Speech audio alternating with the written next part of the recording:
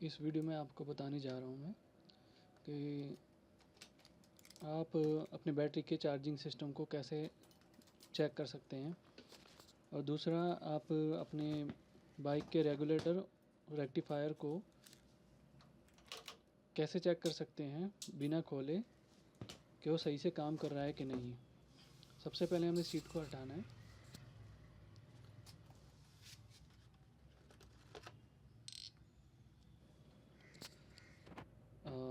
Battery के compartment तक पहुंचने का जो तरीका है वो अलग है, हर बाइक में अलग अलग होता है, पर बेसिकली आपको रेगुलेटर रेक्टिफायर और बैटरी तक पहुंचना है। वो आप बाइक के मैनुअल में देख सकते हैं कि भाई ये बाइक जैसे पैशन प्रो है, इसके पहले सीट हटानी पड़ती है, उसके बाद इसके साइड पैनल को हटाना पड़ता है, जो बैटरी कवर होता है उसको हटाना पड़ता है।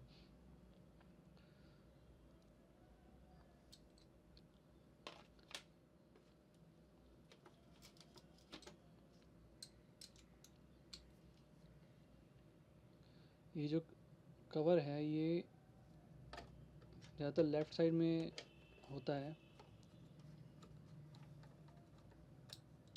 अगर आप फ्रंट से देखेंगे तो लेफ़्ट साइड में, और बैक से देखेंगे तो राइट साइड में होता है बाइक के।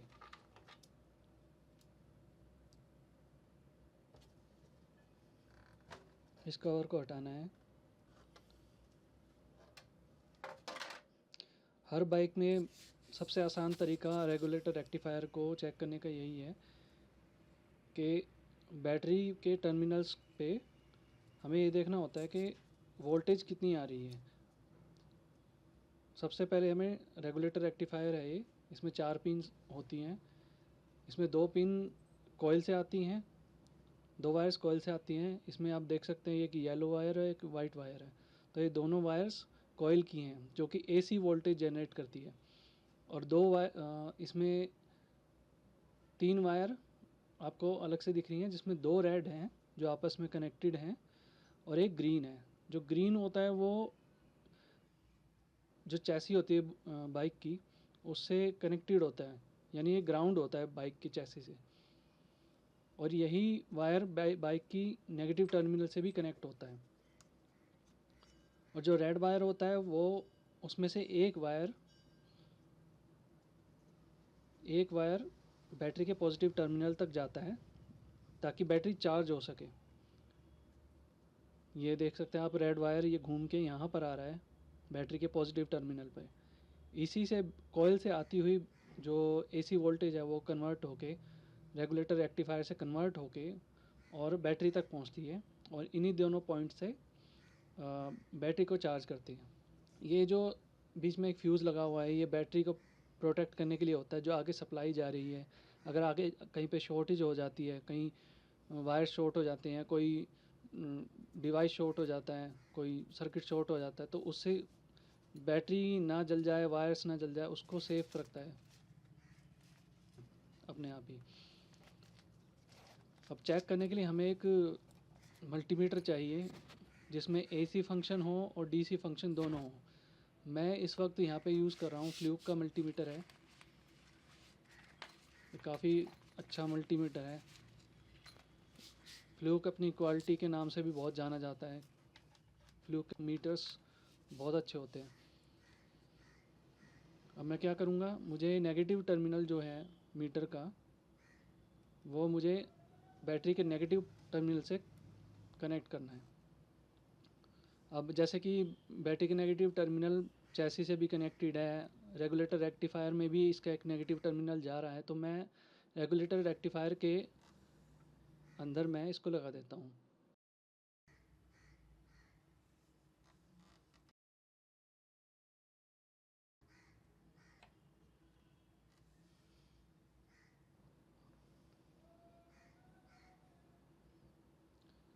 ये तो नेगेटिव टर्मिनल आपस में कनेक्टेड है रेगुलेटर रेक्टिफायर से, आर कहते हैं जैसे।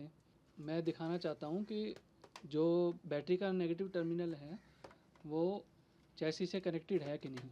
उसके लिए हमें सबसे पहले जो मल्टीमीटर है उसे ओम्स पे सेट करना पड़ेगा।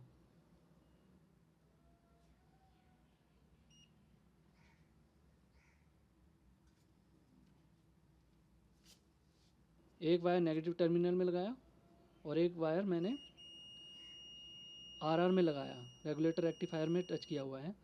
तो ये आपस में दिखा रहा है कि शॉर्ट है दोनों, यानी आपस में कनेक्टेड है, इनमें आपस में कनेक्टिविटी है।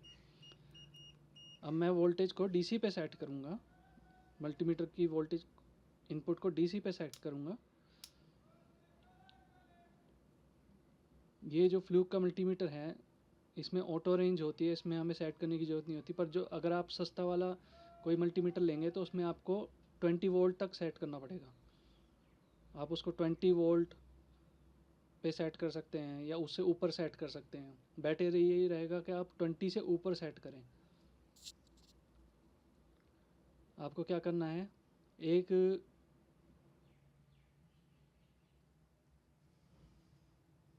पॉजिटिव प्रोब को पॉजिटिव बैटरी टर्मिनल पर टच करना है। मैं एक हाथ से वीडियो बना रहा हूँ, एक हाथ से काम कर रहा हूँ, इसलिए मैं इसको लगा के छोड़ रहा हूँ। आप देख सकते हैं 13 वोल्ट शो कर रहा है बैटरी में। मेरी बैटरी की कंडीशन काफ़ी अच्छी है और ये काफ़ी लंबे समय से चल भी रही है।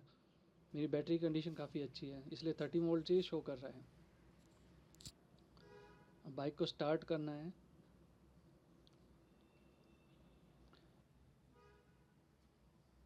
बाइक स्टार्ट होने के बाद यहाँ पर 12 वोल्ट दिखा रहा है, क्योंकि आगे जो मीटर वाली साइड में भी लाइट्स वगैरह जल रही हैं वो बैटरी पे ही डिपेंडेंट है। तो बैटरी से ही सप्लाई जा रही है, इसलिए वो लोड होने की वजह से 12 वोल्ट तक बैटरी की वोल्टेज पहुंच गई है। आप देख सकते हैं मैंने इसको हटाया हुआ है। अब मैं आरआर को कनेक्ट करके दिखाता हूँ कि क्या चेंजेस आते हैं। अब रेगुलेटर रेक्टिफायर से सप्लाई आगे जा रही है, इसलिए अभी वापस 13 वोल्ट्स हो गए हैं। जो पीछे कॉइल से वोल्टेज आ रही है वो रेक्टिफाई होके फ़िल्टर होके 13 वोल्ट बन रहे हैं। तो बस यही पहचान है कि जो एक्सेलरेट करने पे वोल्टेज 14 वोल्ट या हद से हद 15 वोल्ट से ज़्यादा ऊपर नहीं जाना चाहिए। 15 वोल्ट भी बहुत ज़्यादा है, 14 वोल्ट तक ही जाना चाहिए। अगर आपके एक्सेलरेट करने के बाद भी 14 वोल्ट से ज़्यादा वोल्टेज जा रही है तो यानी आपका रेगुलेटर रेक्टिफायर ख़राब है, उसको आपको रिप्लेस करना पड़ेगा।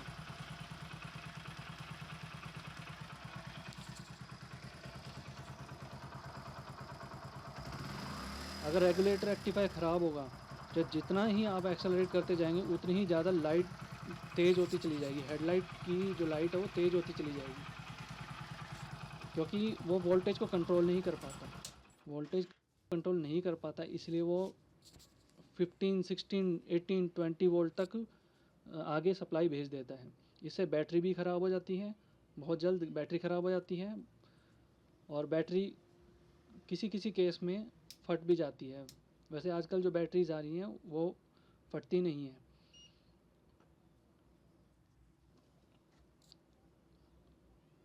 अभी मैं आपको दिखाता हूँ कि जो बैटरी का टर्मिनल है, जो आरआर से जो ये पॉजिटिव वायर निकल रही है, रेड कलर की वायर निकल रही है, ये सीधा बैटरी के अंदर जा रही है।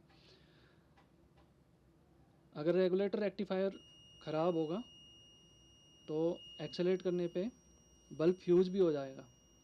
ज़्यादातर बल्ब फ्यूज़ हो जाएगा। हेडलाइट का अगर बल्ब फ्यूज़ हो रहा है तो आपको समझ जाना चाहिए कि रेगुलेटर रेक्टिफायर में कोई प्रॉब्लम है।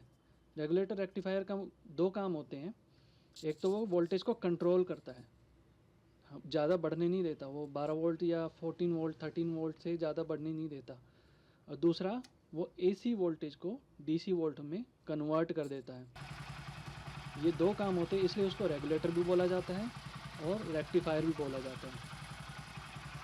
और मैं आपको दिखाता हूँ एसी कॉइल में कितनी वोल्टेज आ रही है और पीछे एक्सेलरेट करने पे हमारी वोल्टेज बढ़ती है कि नहीं बढ़ती है। जो पीछे कॉइल से जो वोल्टेज आ रही है वो एक्सेलरेट करने पे कितनी बढ़ जाती है। मैंने मल्टीमीटर को एसी पे सेट किया है। ये मैंने मल्टीमीटर को एसी वोल्टेज पे सेट कर दिया है। आप देख सकते हैं 16 वोल्ट तक इसमें बन रही है और एक्सेलरेट करने पे ये 50 वोल्ट तक पहुंच जाएगा।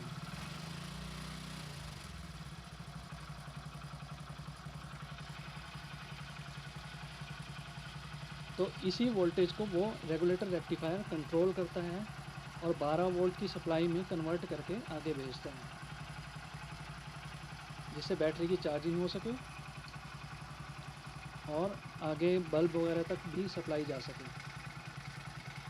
अब मैं दिखाता हूँ आपको कि जो ग्रीन वाला जो वायर था ये भी बैटरी के नेगेटिव टर्मिनल तक जा रहा है और चैसी के ग्राउंड तक जा रहा है। चैसी यानी जो इंजन, ये जो बॉडी होती है, लोहे की सारी बॉडी होती है, जो इसे चैसी कहते हैं। इसको मैं ओम्स पे सेट करूँगा, बीप को ऑन करूँगा और मैंने ग्रीन वायर में इसको कनेक्ट किया हुआ है टर्मिनल को, और जो दूसरा वायर जा रहा है उसको मैं ग्राउंड पे टच करूँगा या आर पे टच करूँगा तो देखिए अब बीप का मतलब है कि दोनों आपस में कनेक्टेड है, ये कंटिन्यूटी शो कर रहा है। अभी के लिए इतना ही। Thank you.